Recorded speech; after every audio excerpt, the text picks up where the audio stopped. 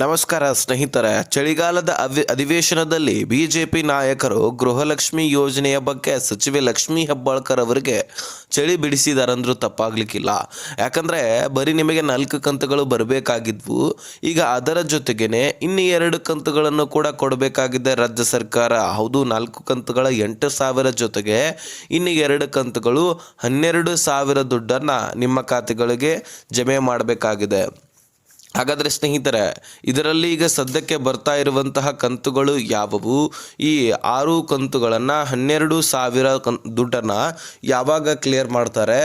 ಅದರಲ್ಲಿ ಈಗ ಸದ್ಯಕ್ಕೆ ನಿಮ್ಮ ಖಾತೆಗಳಿಗೆ 24ನೇ ಕಂತಿನ ನಂತರ ಜಮಾ ಆಗಲಿಕ್ಕೆ ಪ್ರಾರಂಭ ಆಲ್ರೆಡಿ ಆಗಿದೆ. ಸಾಕಷ್ಟು ಫಲಾನುಭವಿಗಳಿಗೆ ದುಡ್ಡು ಕೂಡ ಜಮಾ ಆಗಿದೆ. ಇನ್ನು ಹಿಂದಿನ ದಿನಗಳಲ್ಲಿ ನಿನ್ನೆ ಮೊನ್ನೆ ಯಾವ ಜಿಲ್ಲೆಗಳಲ್ಲಿ ದುಡ್ಡು ಜಮಾ ಆಗಿದೆ ಅಂತಕ್ಕಂಥದ್ದನ್ನು ಕೂಡ ನಾನು ತಿಳಿಸ್ತೇನೆ. ಎಷ್ಟು ಜನರಿಗೆ ಜಮಾ ಆಗಿದೆ, ಎಷ್ಟು ಜನರಿಗೆ ಜಮಾ ಆಗಿಲ್ಲ ಅನ್ನುವಂಥದ್ದನ್ನು ಕೂಡ ನೋಡೋಣ.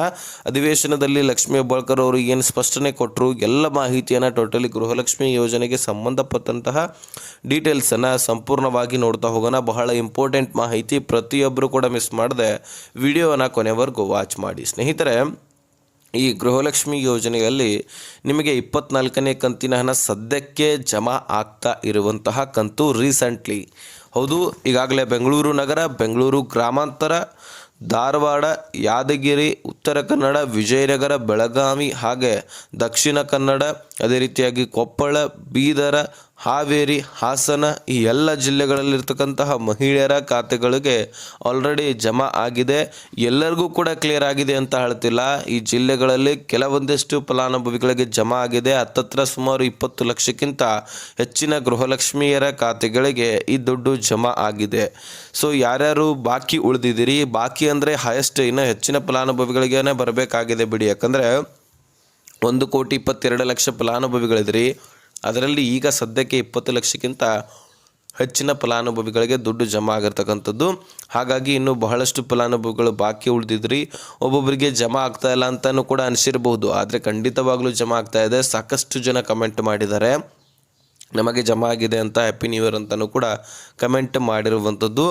ಹಾಗಾದರೆ ನಿಮ್ಮ ಮನೆಯಲ್ಲಿ ಕೂಡ ದುಡ್ಡು ಜಮಾ ಆಗಿದ್ದರೆ ಕಮೆಂಟ್ ಮಾಡಿ ತಿಳಿಸಿ. ನಿಮ್ಮ ಜಿಲ್ಲೆ ಯಾವುದು ಅನ್ನುವಂಥದ್ದನ್ನು ಕೂಡ ಕಮೆಂಟ್ ಮಾಡಿ ತಿಳಿಸೋದನ್ನು ಮರಿಬೇಡಿ. ಸ್ನೇಹಿತರೆ, ಇನ್ನು ಯಾವ ಕಂತುಗಳು ಪೆಂಡಿಂಗ್ ಉಳಿದಿದ್ದಾವೆ ಅನ್ನುವಂಥದ್ದನ್ನು ನಾವು ನೋಡೋದಾದರೆ ಸದ್ಯಕ್ಕೆ 24ನೇ ಕಂತಿನ ಬರ್ತಾ ಇದೆ, ಆದರೆ ಕ್ಲಿಯರ್ ಆಗಿಲ್ಲ. ಹಾಗಾಗಿ ಇದು ಕೂಡ 24ನೇ ಕಂತಿನ ಸೆಪ್ಟೆಂಬರ್ ತಿಂಗಳ ಹಣ, ಇನ್ನು 25ನೇ ಕಂತಿನ ಅಕ್ಟೋಬರ್ ತಿಂಗಳ ಹಣ, 26ನೇ ಕಂತಿನ ಹಣ ನವೆಂಬರ್ ತಿಂಗಳ ಹಣ.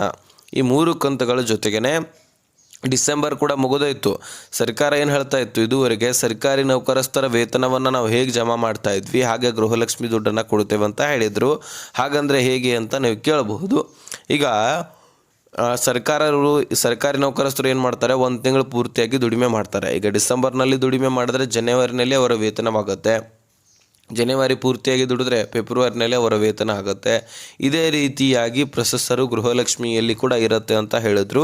ಈಗ ಡಿಸೆಂಬರ್ ಪ್ರಾರಂಭವಾದರೆ ಡಿಸೆಂಬರ್ ತಿಂಗಳ ಹಣವನ್ನು ಹಾಕಿ ಕೊಡೋದಿಲ್ಲ. ಡಿಸೆಂಬರ್ ಮುಕ್ತಾಯವಾದರೆ ಡಿಸೆಂಬರ್ ತಿಂಗಳ ಹಣವನ್ನು ಹಾಕಿ ಕೊಡ್ತಾರೆ ಜನವರಿನಲ್ಲಿ, ಜನವರಿದು ಫೆಬ್ರವರಿನಲ್ಲಿ, ಫೆಬ್ರವರಿದು ಮಾರ್ಚ್ನಲ್ಲಿ, ಮಾರ್ಚ್ದು ಏಪ್ರಿಲ್ನಲ್ಲಿ, ಈ ರೀತಿ ಜಮಾ ಮಾಡ್ತಾ ಹೋಗ್ತಾರೆ. ಹಾಗೆ ಈ ಡಿಸೆಂಬರ್ ತಿಂಗಳ ಹಣ ಕೂಡ ಬರಬೇಕು. ಈ 4 ಕಂತುಗಳನ್ನು ನಿಮ್ಮ ಖಾತೆಗಳಿಗೆ ಜಮಾ ಮಾಡಬೇಕಾಗಿದೆ. ಅಂದರೆ 27ನೇ ಕಂತಿನ ಡಿಸೆಂಬರ್ ತಿಂಗಳ ಹಣವನ್ನು ಸೇರಿಸಿ 4 ಕಂತುಗಳು ಸುಮಾರು 8,000 ದುಡ್ಡು ಆದರೂ ನಿಮ್ಮ ಖಾತೆಗಳಿಗೆ ಬರಬೇಕಾಗಿರ್ತಕ್ಕಂತಹ ಸ್ನೇಹಿತರೆ. ಇನ್ನು ಬರೀ 4 ಕಂತುಗಳ ಬಗ್ಗೆ ಕ್ಲಾರಿಟಿ ಸಿಕ್ತು.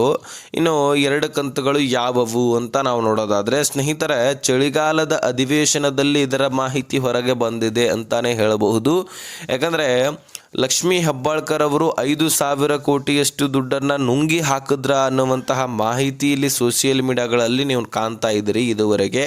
ಸೊ ತುಂಬಾ ವೈರಲ್ ಆಗ್ತಾ ಇತ್ತು. ಚಳಿಗಾಲದ ಅಧಿವೇಶನದಲ್ಲಿ ಉತ್ತರ ಕರ್ನಾಟಕದ ಬೆಳವಣಿಗೆಯ ಬಗ್ಗೆ ಇರಲಿ, ಏನು ಅಭಿವೃದ್ಧಿ ಕಾರ್ಯಗಳನ್ನು ಮಾಡಬೇಕಾಗಿದೆ, ಇಲ್ಲಿಯ ಜನರಿಗೆ ಏನು ಕೊಡುಗೆಗಳನ್ನು ಕೊಡಬೇಕಾಗಿದೆ, ಸರ್ಕಾರ ಇನ್ನು ಏನು ಕೆಲಸ ಮಾಡಬೇಕಾಗಿದೆ ಅದರ ಬಗ್ಗೆ ಚರ್ಚೆಯನ್ನು ಮಾಡ್ತಾಯಿದ್ರು.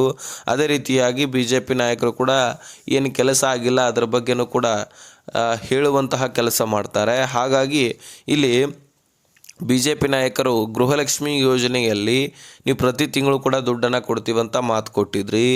ಅದೇ ರೀತಿಯಾಗಿ ಈಗ ನುಡಿದಂತೆ ನಡಿತೀವಿ ಅಂತ ಹೇಳ್ತಾನೆ ಇದ್ದೀರಿ. ಆದರೆ ಪ್ರತಿ ತಿಂಗಳು ಕೂಡ ದುಡ್ಡು ಯಾವ ಮಹಿಳೆಯರಿಗೆ ಹೋಗಿದೆ? ಪ್ರತಿ ತಿಂಗಳು ಕೂಡ ಹೋಗಿದ್ದೇ ಆದರೆ ಇಷ್ಟೇಕೆ ಕಂತುಗಳು ಪೆಂಡಿಂಗ್ ಉಳಿತಾ ಇದ್ವು? ಈಗ 23ನೇ ಕಂತಿನ ಹಣದವರೆಗೂ ಆಗಸ್ಟ್ ತಿಂಗಳ ಹಣದವರೆಗೂ ಕೂಡ ಹಾಕಿದಿರಿ.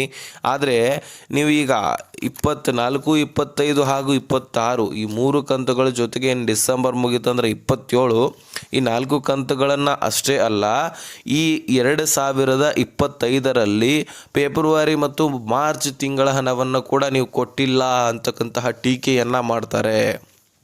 ಹೌದು, ಪ್ರಾರಂಭದಲ್ಲಿ ಇದು ಸುಳ್ಳು ಸುದ್ದಿ ಅಥವಾ ಇವರೇನು ಹಾಗೆ ಅಧಿವೇಶನದಲ್ಲಿ ಚಳಿಗಾಲದ ಅಧಿವೇಶನದಲ್ಲಿ ಈ ರೀತಿ ಹೇಳ್ತಾ ಇದ್ದಾರೆ ಅಥವಾ ಸುಮ್ಮನೆ ಗೃಹಲಕ್ಷ್ಮಿ ಯೋಜನೆಯ ಮೇಲೆ ಟೀಕೆಯನ್ನು ಮಾಡ್ತಾ ಇದ್ದಾರೆ ಅಂತ ಅಂದ್ಕೊಂಡಿದ್ರು ಎಲ್ಲರೂ.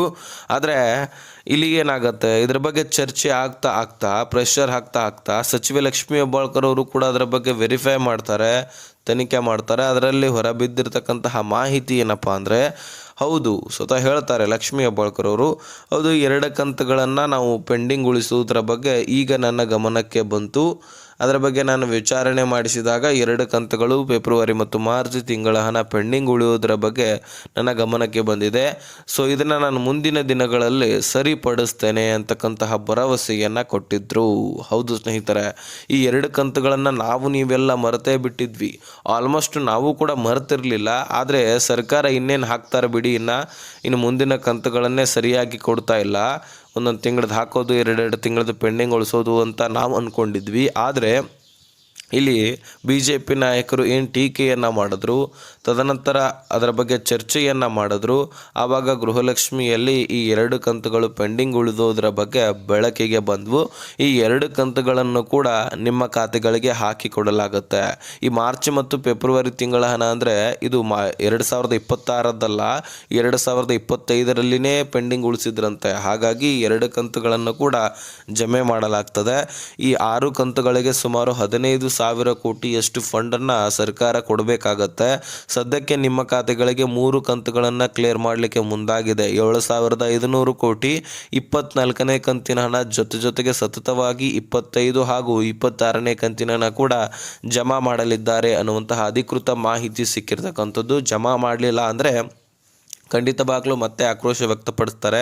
BJP ನಾಯಕರ ಒತ್ತಡ, ಅದೇ ರೀತಿಯಾಗಿ ಎಲ್ಲ ಮಹಿಳೆಯರ ಆಕ್ರೋಶಗಳು, ಪ್ರತಿಭಟನೆಗಳು ಮಾಡ್ತಾ ಹೋದರೆ ಖಂಡಿತವಾಗ್ಲೂ ಸರ್ಕಾರ ಎಲ್ಲಿಂದಾನೋ ದುಡ್ಡು ಇನ್ನಷ್ಟು ಸಾಲನ್ನಾದರೂ ಮಾಡಿ ದುಡ್ಡನ್ನು ಕೊಡಲೇಬೇಕಾಗತ್ತೆ. ಅಂತಹ ಪರಿಸ್ಥಿತಿ ಸರ್ಕಾರಕ್ಕೆ ಬಂದರೂ ಏನು ಆಶ್ಚರ್ಯ ಪಡುವಂತೇನಿಲ್ಲ. ಯಾಕಂದರೆ ಆ ರೀತಿ ಸ್ಕೀಮ್ಸ್ಗಳೇ ಇದ್ದಾವೆ. ಇನ್ನು ಗ್ಯಾರಂಟಿಗಳನ್ನು ಘೋಷಣೆ ಮಾಡಿದ್ದಾರೆ ಅದಕ್ಕೆ ಬರಬೇಕಂತ. ಆದರೆ ಅದನ್ನು ನಡೆಸಬೇಕಲ್ವಾ? ಸೊ ನಡೆಸಬೇಕಂದ್ರೆ ಈ ರೀತಿ ಮಾಡಲೇಬೇಕು. ಬೆಲೆಗಳಂತೂ ಸಿಕ್ಕಾಪಟ್ಟೆ ಎಲ್ಲದರಲ್ಲಿ ಏರಿಕೆ ಮಾಡಿಬಿಟ್ಟಿದ್ದಾರೆ ಆಲ್ರೆಡಿ. ನಮ್ಮಿಂದನೇ ನಮಗೆ ಕೊಡ್ತಾ ಇದ್ದಾರೆ ಅಂತ ಹೇಳ್ಬಿಟ್ಟು ಕೆಲವೊಂದಿಷ್ಟು ಜನ ಮಾತಾಡ್ತಾರೆ. ಯಾಕಂದರೆ ಹಾಲಿನ ಬೆಲೆ, ಪೆಟ್ರೋಲ್ ಡೀಸೆಲ್ ಬೆಲೆ, ಮೆಟ್ರೋ ಬೆಲೆ, ಅದೇ ರೀತಿಯಾಗಿ ಬಸ್ ಟಿಕೆಟ್ ದರದಲ್ಲಿ ಪುರುಷರಿಗೆ ಏರಿಕೆ, ಗಂಡನಿಂದ ತೆಗೆದು ಹೆಂಡತಿಗೆ ಫ್ರೀ ಕೊಡೋದು, ಈ ರೀತಿ ನಡೀತಾನೆ ಇದೆ. ಸೊ ಎಲ್ಲ ಕಾಗದ ಪತ್ರಗಳ ಬೆಲೆ, ತರಕಾರಿಗಳ ಬೆಲೆ ಏರಿಕೆ, ಈ ರೀತಿ ನೀವೆಲ್ಲವನ್ನೂ ಕೂಡ ನೀವು ನೋಡ್ತಾ ಇದ್ದೀರಿ. ಗಾಣದ ಎಣ್ಣೆಯಲ್ಲಿ ಏರಿಕೆ. ಸೊ ಬೇರೆ ರಾಜ್ಯಕ್ಕೆ, ನಮ್ಮ ರಾಜ್ಯಕ್ಕೆ ಕಂಪೇರ್ ಮಾಡಿದ್ರೆ ಎಲ್ಲ ದಿನಸಿಗಳಲ್ಲಿ ಏರಿಕೆ ಆಗ್ತಾ ಇರುವಂಥದ್ದು. ಹೀಗಾಗಿ ನಮ್ಮಿಂದನೇ ನಮಗೆ ಕೊಡ್ತಾ ಇದ್ದಾರೆ ಅಂತ ಕೆಲವೊಂದಿಷ್ಟು ಜನ ಮಾತಾಡ್ಕೊಳ್ತಾ ಇದ್ದಾರೆ. ಸೊ ಇದರ ಬಗ್ಗೆ ನಿಮ್ಮ ಅನಿಸಿಕೆ ಏನು ಅನ್ನುವಂಥದ್ದನ್ನು ಕಮೆಂಟ್ ಮಾಡಿ ತಿಳಿಸಿ.